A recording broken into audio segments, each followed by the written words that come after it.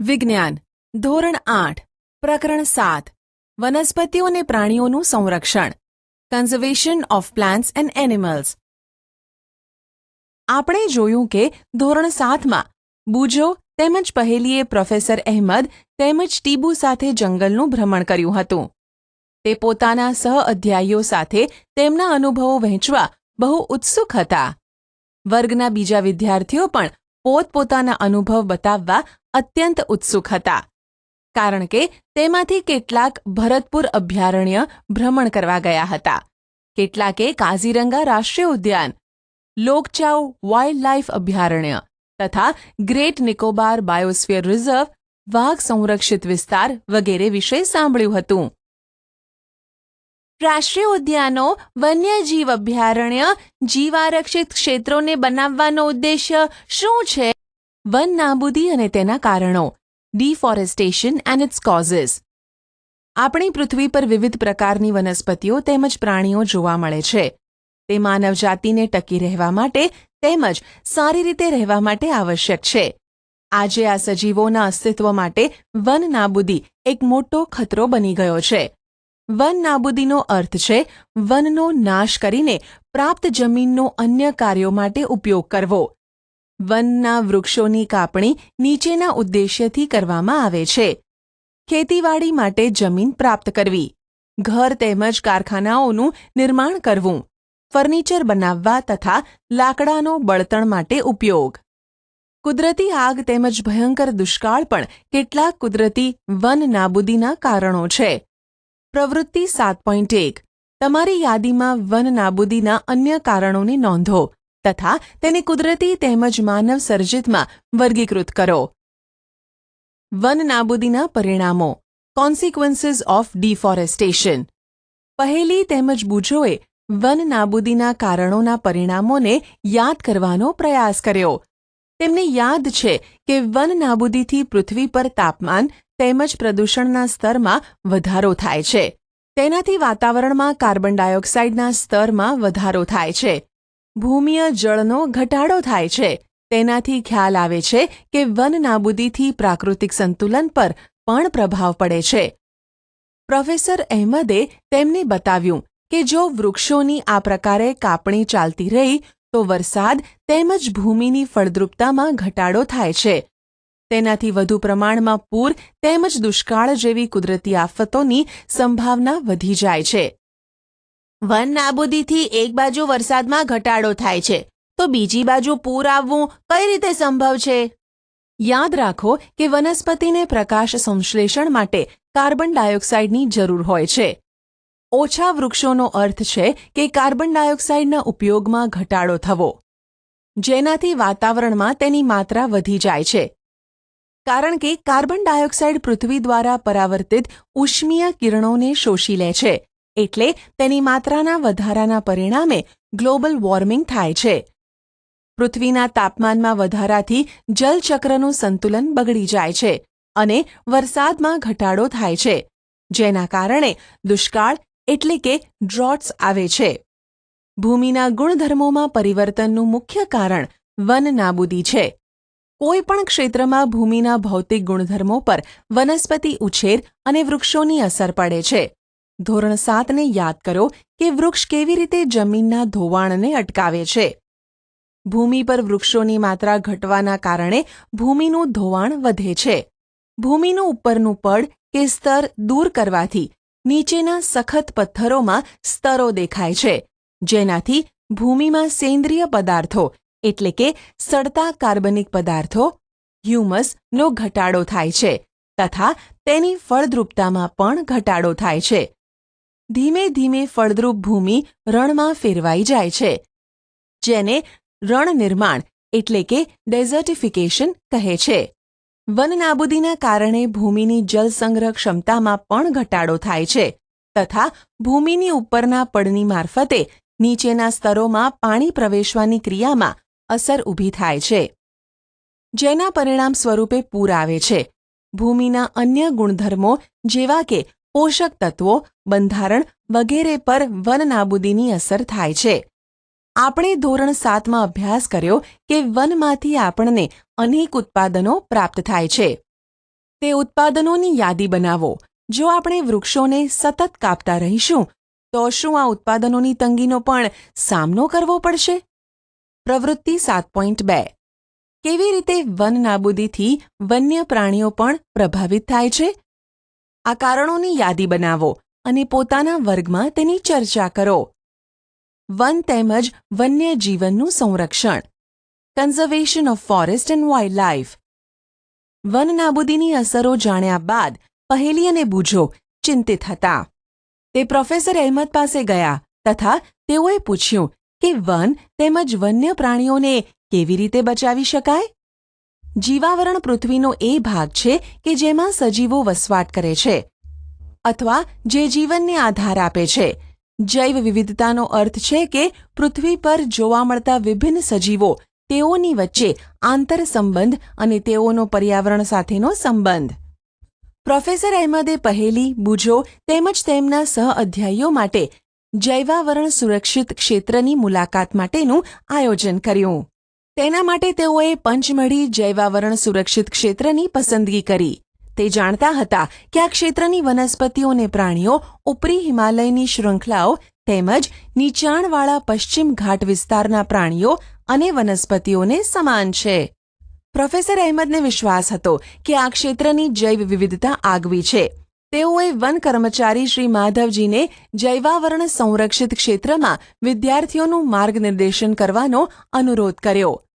તેઓએ જણાવ્યું કે જૈવિક મહત્વ ધરાવતા ક્ષેત્રનો સંરક્ષણ એટલે કે બચાવ એ આપણી રાષ્ટ્રીય પરંપરાનો એક ભાગ છે. માધવજીએ વિદ્યાર્થીઓને સમજાવ્યું કે આપણા વ્યક્તિગત પ્રયત્નો તેમજ સમાજના પ્રયત્નોથી વિશેષ સરકારી સંસ્થાઓ પણ વન તેમજ વન્ય પ્રાણીઓના રક્ષણ માટે કાર્યરત છે. સરકાર તેઓની સુરક્ષા અને સંરક્ષણ હેતુ માટે નિયમ, પદ્ધતિઓ અને યોજનાઓ બનાવે છે.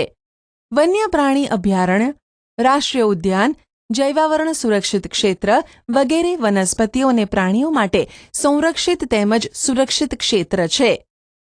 વનસ્પતિઓ અને પ્રાણીઓ અને તેમના નિવાસોની સંરક્ષણ માટે તેમને સુરક્ષિત ક્ષેત્ર જાહેર કરવામાં આવેલ છે, જેને અભયારણ્ય, રાષ્ટ્રીય ઉદ્યાન અને જૈવાવરણ આરક્ષિત વિસ્તાર કહીએ છીએ. વૃક્ષારોપણ, ખેતી, ચરવું, વૃક્ષોની કાપણી, શિકાર, ચામડું પ્રાપ્ત કરવા માટે શિકાર વગેરે આ ક્ષેત્રોમાં પ્રતિબંધ હોય છે. અભયારણ્ય એવો વિસ્તાર જ્યાં પ્રાણીઓ તેમજ તેના નિવાસ કોઈ પણ પ્રકારના ખલેલથી સુરક્ષિત હોય છે. રાષ્ટ્રીય ઉદ્યાન વન્ય પ્રાણીઓ માટે આરક્ષિત ક્ષેત્ર જ્યાં તે સ્વતંત્ર રૂપે નિવાસ તેમજ પ્રાકૃતિક સંસાધનોનો ઉપયોગ કરી શકે. જૈવાવરણ આરક્ષિત વિસ્તાર વન્ય સજીવો, વનસ્પતિઓ તેમજ પ્રાણીઓ અને તે વિસ્તારના આદિવાસીઓનો પારંપરિક રીતે જીવન પર્યાય હેતુ માટે વિશાળ સુરક્ષિત વિસ્તાર એટલે કે ક્ષેત્ર. પ્રવૃત્તિ 7.3 તમારા જિલ્લા, રાજ્ય તેમજ દેશના રાષ્ટ્રીય ઉદ્યાનો, વન્ય પ્રાણી અભયારણ્યો તેમજ જૈવાવરણ સુરક્ષિત પ્રદેશોની સંખ્યા શોધો તથા કોષ્ટક 7.1ની પૂર્તતા કરો. આ ક્ષેત્રો તમારા રાજ્ય તેમજ ભારતના રેખાચિત્રમાં દર્શાવો. કોષ્ટક 7.1 સંરક્ષણ માટે સુરક્ષિત વિસ્તાર. સંરક્ષિત વિસ્તાર રાષ્ટ્રીય ઉદ્યાન, વન્ય પ્રાણી અભયારણ્ય, જૈવાવરણ આરક્ષિત વિસ્તાર. મારા જિલ્લામાં, મારા રાજ્યમાં, મારા દેશમાં. જૈવ આરક્ષણ વિસ્તાર બાયોસ્ફિયર રિઝર્વ. પ્રોફેસર અહેમદ તેમજ માધવજીની સાથે વિદ્યાર્થીઓએ જૈવ આરક્ષણ વિસ્તારમાં પ્રવેશ કર્યો. માધવજીએ સમજાવ્યું કે જૈવ વિસ્તારના રક્ષણ માટે જૈવ આરક્ષણ વિસ્તાર બનાવવામાં આવ્યા છે. જેમ કે તમે જાણો છો કે જૈવ વિવિધતા એટલે કોઈ પણ ક્ષેત્રમાં જોવા મળતી બધી વનસ્પતિઓ, પ્રાણીઓ અને સૂક્ષ્મ જીવોની વિભિન્ન પ્રજાતિઓ. કોઈ પણ ક્ષેત્રનો જૈવ આરક્ષિત વિસ્તાર તે ક્ષેત્રની જૈવ વિવિધતા તેમજ સંસ્કૃતિને જાળવી રાખવામાં સહાયક હોય છે. કોઈ પણ જૈવાવરણ આરક્ષિત વિસ્તારની અંતર્ગત અન્ય સુરક્ષિત વિસ્તાર પણ હોઈ શકે છે. પંચમઢી જૈવાવરણ આરક્ષિત વિસ્તારમાં સાતપુડા નામનો એક રાષ્ટ્રીય ઉદ્યાન તથા બોરી તેમજ પંચમઢી નામના 2 વન્ય પ્રાણી અભયારણ્ય આવ્યા છે. પ્રવૃત્તિ 7.4 તમારા પોતાના વિસ્તારમાં જૈવ વિવિધતાનો નાશ કરનારા કારણોની યાદી તૈયાર કરો. તેમાંથી કેટલીક પ્રવૃત્તિઓ અજાણે જ જૈવ વિવિધતામાં ખલેલ પહોંચાડે છે. મનુષ્ય દ્વારા થતી આવી પ્રવૃત્તિઓની યાદી બનાવો. તેને કેવી રીતે અટકાવી શકાય? તમારા વર્ગમાં તેની ચર્ચા કરો તથા તેનો સંક્ષિપ્તમાં અહેવાલ તમારી નોટબુકમાં નોંધો.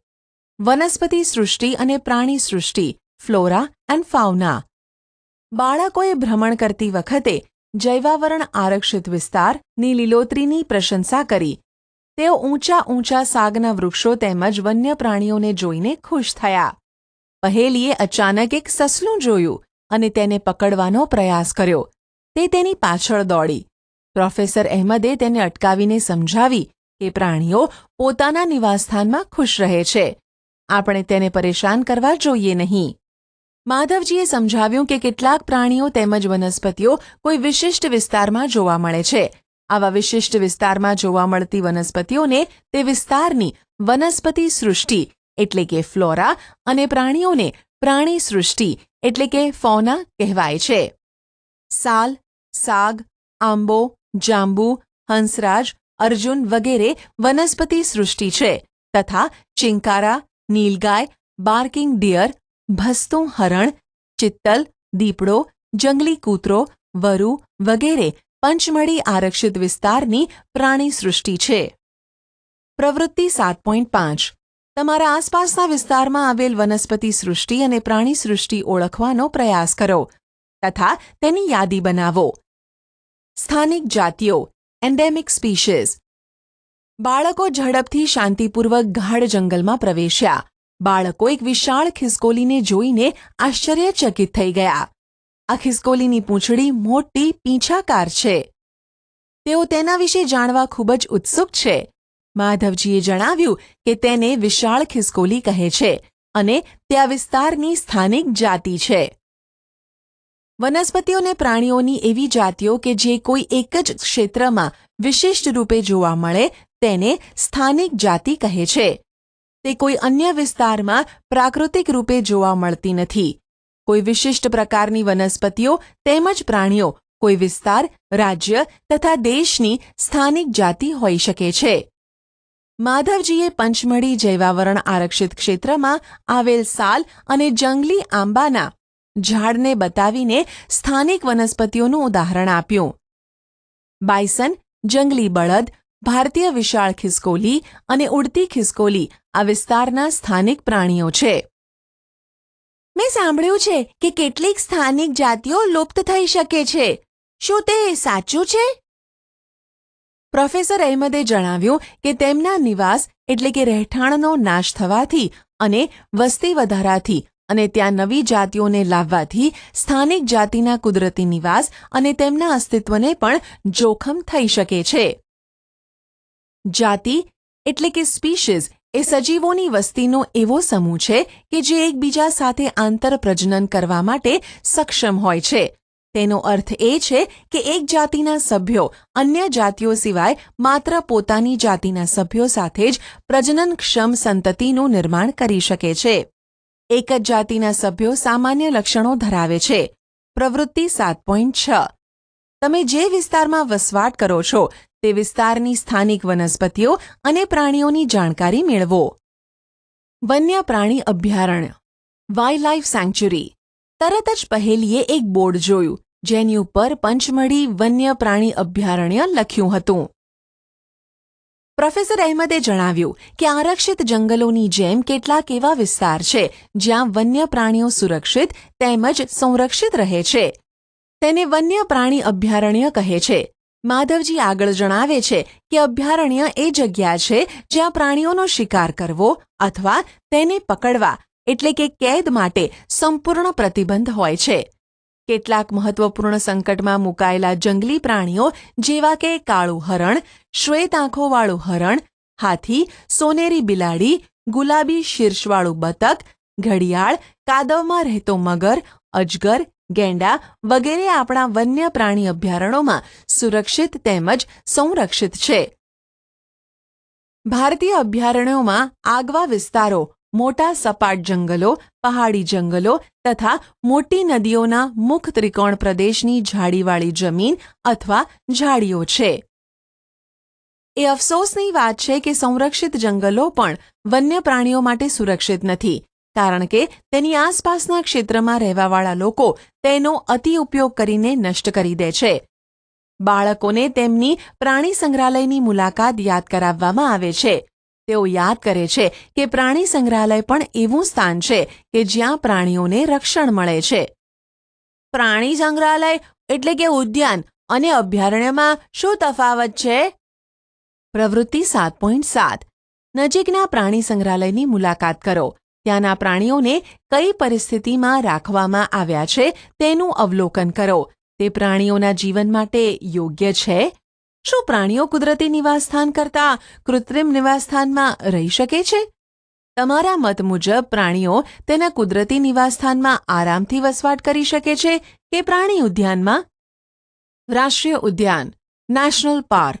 રોડની સાઇડ પર એક બોર્ડ લગાવેલું હતું, જેના પર લખ્યું હતું કે સાતપુડા રાષ્ટ્રીય ઉદ્યાન. બાળકો હવે ત્યાં જવા માટે ઉત્સુક હતા. માધવજીએ તેમને જણાવ્યું કે આ વિશાળ આરક્ષિત ક્ષેત્ર છે તથા પર્યાવરણના સંપૂર્ણ નિવસન તંત્રનું સંરક્ષણ કરવા માટે પર્યાપ્ત છે. તેને રાષ્ટ્રીય ઉદ્યાન કહે છે. તે વનસ્પતિ જાત, પ્રાણી જાત, ભૂમિ વિસ્તાર તથા ઐતિહાસિક વસ્તુઓનું સંરક્ષણ કરે છે. સાતપુડા રાષ્ટ્રીય ઉદ્યાન ભારતનું પ્રથમ આરક્ષિત જંગલ છે. આ જંગલમાં ઉચ્ચ પ્રકારના સાગ જોવા મળે છે. સાતપુડા રાષ્ટ્રીય ઉદ્યાનમાં ખડકોના આશ્રય એટલે કે ગુફાઓ પણ આવેલ છે. ત્યાં જંગલોમાં મનુષ્યની ગતિવિધિઓની પ્રાગૈતિહાસિક સાબિતી છે. તે આપણને આદિમાનવના જીવન વિશે ખ્યાલ આપે છે. પથ્થરોની આ ગુફાઓમાં ચિત્રકામ પણ જોવા મળે છે. પંચમઢી જૈવાવરણ સુરક્ષિત વિસ્તારમાં 55 ગુફાઓની ઓળખ થઈ ચૂકી છે. આ કલાકૃતિઓમાં પ્રાણીઓ તેમજ મનુષ્ય લડતા, શિકાર કરતા, નૃત્ય તેમજ વાદ્યયંત્રો વગાડતા દર્શાવવામાં આવ્યા છે. આજે પણ અનેક આદિવાસી જંગલમાં રહે છે. બાળકો જેવા આગળ વધ્યા તેઓને એક બોર્ડ જોવા મળ્યું, જેના પર લખેલું હતું સાતપુડા વાઘ આરક્ષિત વિસ્તાર. માધવજી જણાવે છે કે આપણી સરકારે વાઘના સંરક્ષણ માટે પ્રોજેક્ટ ટાઈગર અમલમાં મૂક્યો છે. આ પ્રોજેક્ટનો ઉદ્દેશ આપણા દેશમાં વાઘના જીવન અને વાઘની વસ્તીની જાળવણી કરવાનો છે. શું આ જંગલમાં હજુ પણ વાઘ જોવા મળે છે? મને આશા છે કે હું વાઘ જોઈ શકીશ. વાઘ એ એવી જાતિઓમાંથી એક છે કે જે ધીરે ધીરે જંગલોમાંથી નાશ પામી રહી છે, પરંતુ સાતપુડા આરક્ષિત ક્ષેત્રમાં વાઘોની સંખ્યામાં વધારો થઈ રહ્યો છે. એટલે કે તે સંરક્ષણનું આગવું ઉદાહરણ છે. કોઈક સમયે સિંહ, હાથી, જંગલી ભેંસ તથા સાબર પણ સાતપુડા રાષ્ટ્રીય ઉદ્યાનમાં જોવા મળતા હતા. એવા પ્રાણીઓ કે જેની સંખ્યા એક નિર્ધારિત સીમાથી ઓછી થઈ જાય છે અને તે લુપ્ત થઈ શકે છે, તેવા પ્રાણીઓને નાશપ્રાય જાતિ કહે છે. બુજોએ ડાયનોસરના વિષયમાં યાદ દેવડાવ્યું કે જે લાખો વર્ષો પૂર્વે લુપ્ત થઈ ગયા. કેટલાક સજીવોના કુદરતી નિવાસમાં ખલેલ ઊભી થવાથી તેના અસ્તિત્વ માટે ખતરો ઊભો થાય છે. શું માત્ર મોટા પ્રાણીઓને જ લુપ્ત થવાનો ખતરો છે? માધવજીએ પહેલીને જણાવ્યું કે નાના પ્રાણીઓને મોટા પ્રાણીઓ કરતાં લુપ્ત થવાનો ભય ઘણો વધારે હોય છે. ક્યારેક આપણે સાપ, દેડકા, ગરોળી, ચામાચીડિયા અને ઘુવડને નિર્દયતાથી મારી નાખીએ છીએ અને નિવસન તંત્રમાં તેમના મહત્વ વિશે વિચારતા પણ નથી. તેઓને મારીને આપણે આપણી જાતને નુકસાન પહોંચાડીએ છીએ. ભલે તે કદમાં નાના હોય, પરંતુ નિવસન તંત્રમાં તેઓના યોગદાનને નજરઅંદાજ ન કરી શકાય. તે આહાર જાળ અને આહાર શૃંખલાનો ભાગ છે, જેના વિશે તમે ધોરણ 7માં અભ્યાસ કરી ચૂક્યા છો. કોઈપણ વિસ્તારની બધી વનસ્પતિઓ, પ્રાણીઓ તેમજ સૂક્ષ્મજીવ અને અજૈવ ઘટકો જેવા કે વાતાવરણ, ભૂમિ, નદીના મુખ ત્રિકોણ પ્રદેશ વગેરે સંયુક્ત સ્વરૂપે નિવસન તંત્રનું નિર્માણ કરે છે. મને આશ્ચર્ય થાય છે કે આ બધી નાશપ્રાય જાતિઓનો કોઈ રેકોર્ડ હશે પણ ખરો કે નહીં? Red data book. Professor Ahmed બાળકોને રેડ ડેટા બુક વિશે સમજાવે છે. તે જણાવે છે કે રેડ ડેટા બુક એ એવું પુસ્તક છે જેમાં બધી નાશપ્રાય જાતિઓનો રેકોર્ડ રાખવામાં આવે છે. વનસ્પતિઓ, પ્રાણીઓ અને અન્ય જાતિઓ માટે અલગ અલગ રેડ ડેટા બુક હોય છે. રેડ ડેટા બુક વિશે વધારે જાણકારી તમે કમ્પ્યુટર પર www.envis/envis/primates/page1028/new/NWDC/plans.htm દ્વારા પ્રાપ્ત કરી શકો છો. સ્થળાંતર માઇગ્રેશન. માધવજીના માર્ગદર્શન હેઠળ ભ્રમણ કરતું જૂથ ગાઢ જંગલમાં પ્રવેશ્યું. તેઓ તવા સરોવર નજીક થોડા સમય માટે આરામ કરવા બેઠા. પહેલીએ નદીની નજીક કેટલાક પક્ષીઓ જોયા. માધવજી જણાવે છે કે તે સ્થળાંતરણ કરનારા પક્ષીઓ છે. તે પક્ષી દુનિયાના અન્ય વિસ્તારમાંથી ઉડીને અહીં આવ્યા છે. વાતાવરણીય બદલાવના કારણે સ્થળાંતરણ કરનારા પક્ષીઓ એટલે કે પ્રવાસી પક્ષીઓ પ્રત્યેક વર્ષે દૂર દૂરના વિસ્તારોમાંથી એક ચોક્કસ સમયે ઉડીને આવે છે. તે અહીં ઈંડા મૂકવા માટે આવે છે, કારણ કે અતિશય ઠંડી હોવાને લીધે તેમના મૂળ નિવાસસ્થાન તે સમયે રહેવા માટે યોગ્ય હોતા નથી. એવા પક્ષીઓ જે ઉડીને દૂરના અંતરની લાંબી યાત્રા કરે છે તેને સ્થળાંતરિત પક્ષીઓ અથવા પ્રવાસી પક્ષીઓ કહે છે, જેમ કે પહેલીએ તેના વિશે ધોરણ 7માં પણ અભ્યાસ કરેલ. કાગળનું રિસાયકલિંગ ઓફ પેપર. પ્રોફેસર અહેમદે બાળકોનું ધ્યાન વન નાબૂદીના એક અન્ય કારણ તરફ દોર્યું. તે તેઓને જણાવે છે કે 1 ટન કાગળ પ્રાપ્ત કરવા માટે પૂર્ણ વિકસિત 17 વૃક્ષોને કાપવામાં આવે છે. આથી આપણે કાગળની બચત કરવી જોઈએ. પ્રોફેસર અહેમદે પણ બતાવે છે કે ઉપયોગ માટે કાગળને 5 થી 7 વખત રિસાયકલ કરી શકાય છે. જો કોઈ વિદ્યાર્થી એક દિવસમાં માત્ર એક જ કાગળની બચત કરે તો આપણે 1 વર્ષમાં અનેક વૃક્ષોને બચાવી શકીએ. આપણે કાગળનો બચાવ કરવો જોઈએ. તેનો પુનઃ ઉપયોગ તેમજ રિસાયકલ કરવું જોઈએ. તેની મદદથી આપણે માત્ર વૃક્ષોને જ બચાવીશું એવું નથી, પરંતુ કાગળ ઉત્પાદનના ઉપયોગમાં લેવાતા પાણી તેમજ ઊર્જાની પણ બચત કરી શકીશું. તેની સાથે સાથે કાગળ ઉત્પાદનના ઉપયોગમાં લેવાતા હાનિકારક રસાયણોમાં પણ ઘટાડો થશે. આપણી પાસે લાકડું હોત જ નહીં તો શું થાત? શું લાકડાનો અન્ય વિકલ્પ ઉપલબ્ધ છે? હું જાણું છું કે કાગળ એક મહત્વપૂર્ણ ઉત્પાદન છે જે આપણને જંગલોમાંથી પ્રાપ્ત થાય છે. મને આશ્ચર્ય છે કે કાગળનો પણ કોઈ વિકલ્પ ઉપલબ્ધ હશે ખરો? શું વન નાબૂદીનું કોઈ કાયમી નિવારણ છે? પુનઃ વનીકરણ રિફોરેસ્ટેશન. પ્રોફેસર અહેમદનો સુઝાવ છે કે વન નાબૂદીનો જવાબ પુનઃ વનીકરણ છે. પુનઃ વનીકરણનો ઉદ્દેશ કાપવામાં આવેલા વૃક્ષોની ઘટ પૂરી કરવા નવા વૃક્ષોની રોપણી કરવાનો છે.